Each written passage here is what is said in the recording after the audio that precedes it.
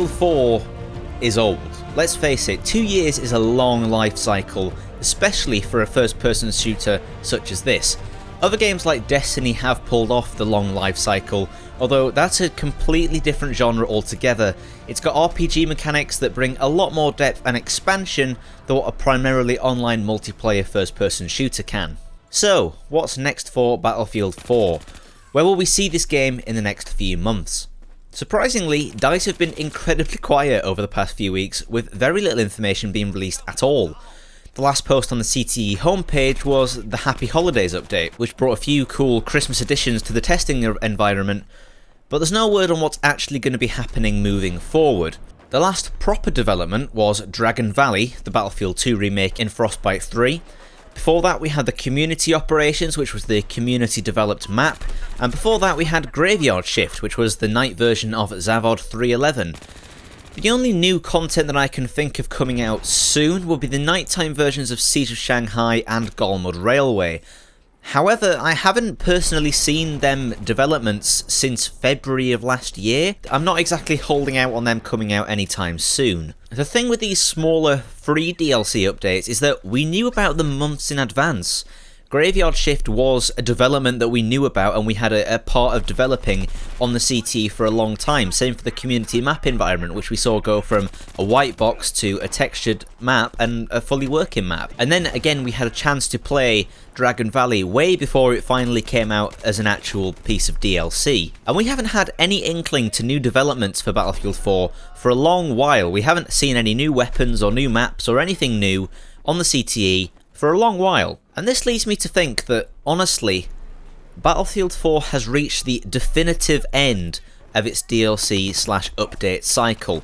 It may get a few more patches that fix bugs and stuff like that and new network updates, but I really do think that DLC is probably just about done now for Battlefield 4.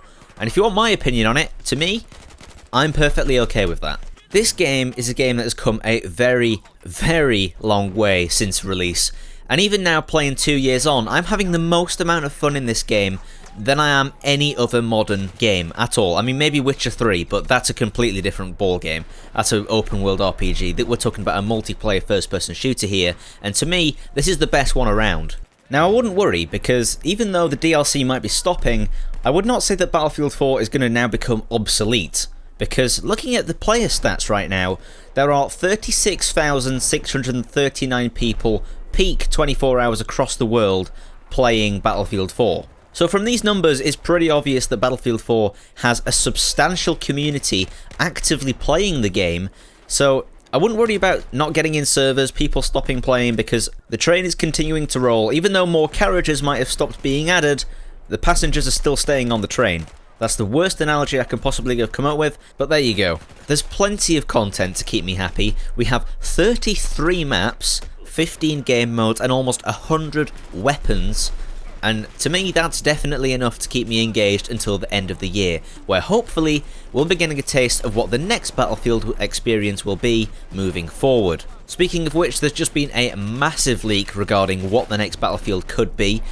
It's looking like it's going to be a 2143, but it's not confirmed, this is all rumour. If you want to see a video on that, make sure to let me know in the comments below. And whilst you're down there, let me know what you think about what's going to happen to Battlefield 4 next. Do you think it's finally done and dusted, the devs are done, they're going to move on to new future developments?